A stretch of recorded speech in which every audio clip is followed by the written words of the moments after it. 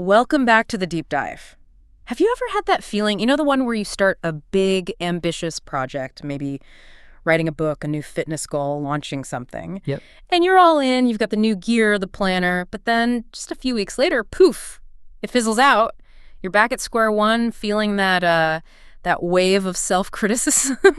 It's frustrating, right? Wanting progress, but just stalling. Oh, absolutely. It's incredibly common.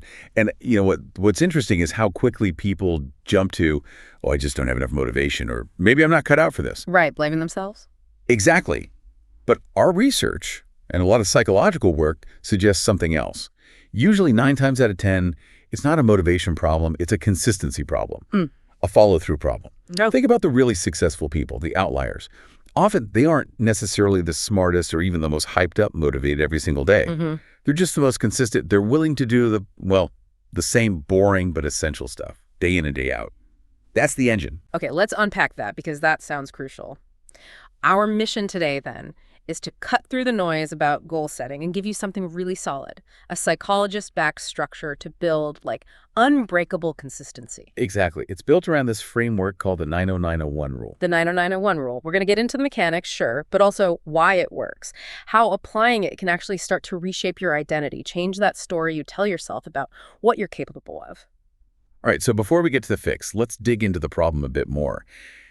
Why is consistency this, necessary repetition? Why is it so incredibly hard for us? Why does that exciting honeymoon phase just die so quickly? Well, there are 2 big internal barriers we're all wrestling with.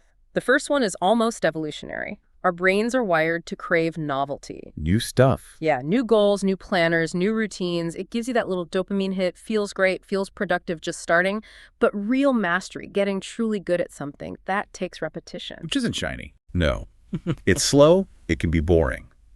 So once the newness wears off, the brain starts looking for the next hit, the next shiny object, instead of sticking with the long game. Ah, the classic shiny object syndrome. I see that all the time, especially with entrepreneurs or creatives, jumping from idea to idea, platform to platform. Precisely. They mistake activity for actual impact. They're busy, but not necessarily moving the needle on the one thing that matters. Okay, so that's novelty addiction. What's the second barrier? The second one is maybe even sneakier.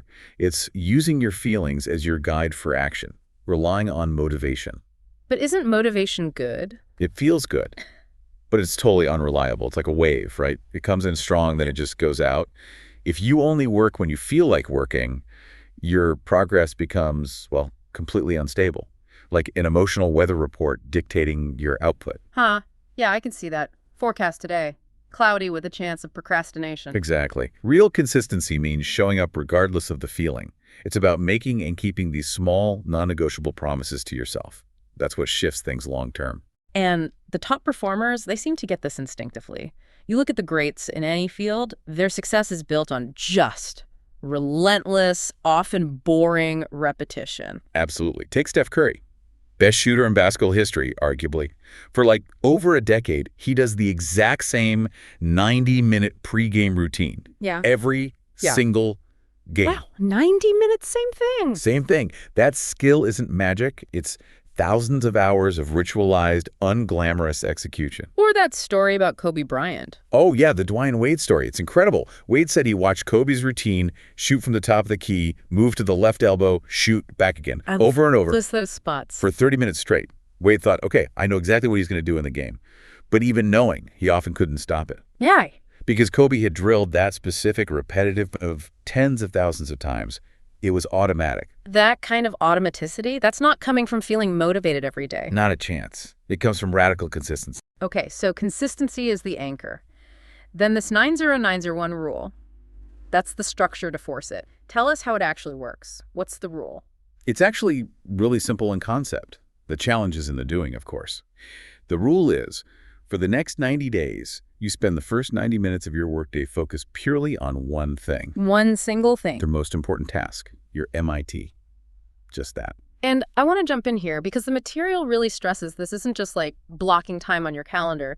It's framed as a ritual, a kind of non-negotiable appointment with your future self. That's a great way to put it. The sources suggest that real success often boils down to having just a few of those daily non-negotiables, the things that truly move the biggest levers. And this is where it gets really interesting because the 90901 rule isn't just about managing time better. It actually taps into some powerful psychological principles. There are 3 key benefits. Okay, let's break them down. Benefit number 1, why the first 90 minutes? Number 1, it wipes out decision fatigue right at the start of your day. Think about all the tiny decisions you usually make first thing. Check email, look at Slack, scroll social media, start that hard project. Yeah, it's death by 1,000 paper cuts for your willpower. Exactly. Each micro-decision drains a bit of mental energy. The 90901 rule just eliminates that whole debate. You wake up, you know exactly what the first productive thing you're doing is. No negotiation. It reminds me of those stories about tech leaders like Zuckerberg or previously Steve Jobs wearing the same outfit every day. Precisely. It's the same principle. Remove trivial decisions to save brain power for what matters. Jeff Bezos reportedly aimed to make only 3 key decisions per day. Wow, only 3. Focusing all that energy on the big stuff. So by automating these first 90 minutes on your most important task, you slide right into deep, focused work, what Cal Newport calls deep work. Okay, decision fatigue eliminated. What's benefit number 2? Benefit 2, it leverages your brain's peak state. Cognitive science shows, and there are studies supporting this, like one from 2012 by Blakemore and Robbins, that your prefrontal cortex, that's the part handling planning, focus, complex thought. It's at its absolute sharpest and most effective early in the day. Before the day grinds you down. Before it gets cluttered with meetings, emails, distractions, you're using your best mental energy on your most important work. That makes total sense for morning people. But hang on, what about the night owls listening? I know people who swear their best focus time is 9 p.m. Does the rule have to be first thing in the morning? That's a really important question, and the advice is generally nuanced. Yes, the data points strongly towards early morning for most people for that kind of strategic, deep work, mainly because the brain is freshest. Right. But the fundamental principle of the rule is protecting your peak energy block for your MIT. So, if you are genuinely a night owl and your absolute sharpest, clearest 90 minutes is 9 p.m. to 10:30 p.m., then you adapt the rule. Yeah. The key is you have to be just as ruthless in protecting that time slot from distractions, notifications off. No email, as a morning person, would be guarding their 6 a.m. slot. It's about using maximum bandwidth whenever your maximum bandwidth occurs. But practically speaking, for most, morning is easier to defend. Got it. Flexibility based on the principle. Okay, so we have decision fatigue gone, peak state utilized. What's the third? And you hinted it might be the deepest benefit. Yes. Number 3, it builds identity-based consistency. This taps into behavioral psychology. We tend to act in ways that align with who we believe we are. And self-concept. Exactly. If your story about yourself is, I'm someone who starts things but never finishes, I'm easily distracted, I'm not consistent, you'll likely keep proving that story right. The 90901 rule deliberately hacks that loop.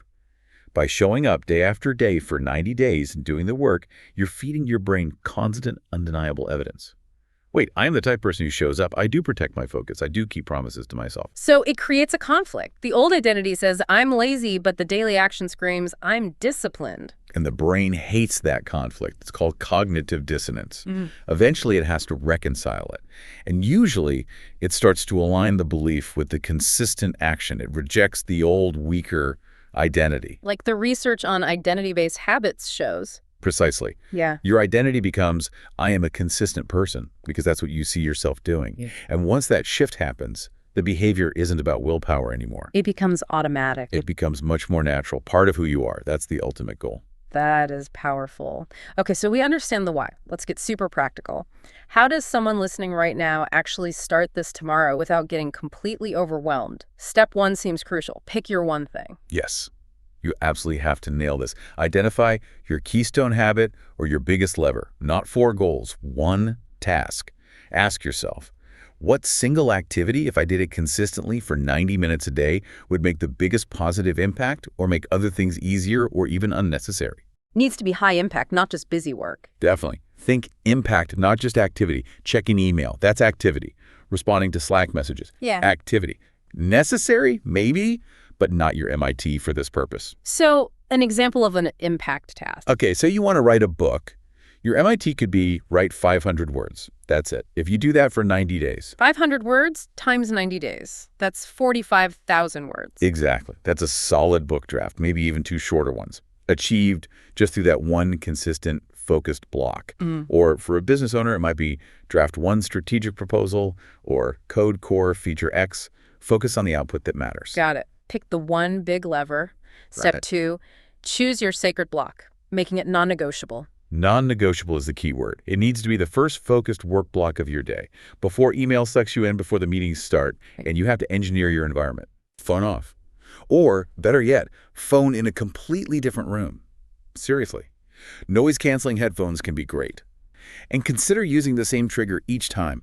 Maybe specific instrumental music, like slow electronic or classical piano, something your brain learns to associate with deep focus. Ritualize it. Yes. Treat it like the most important meeting of your day, because it kind of is. It's your meeting with progress.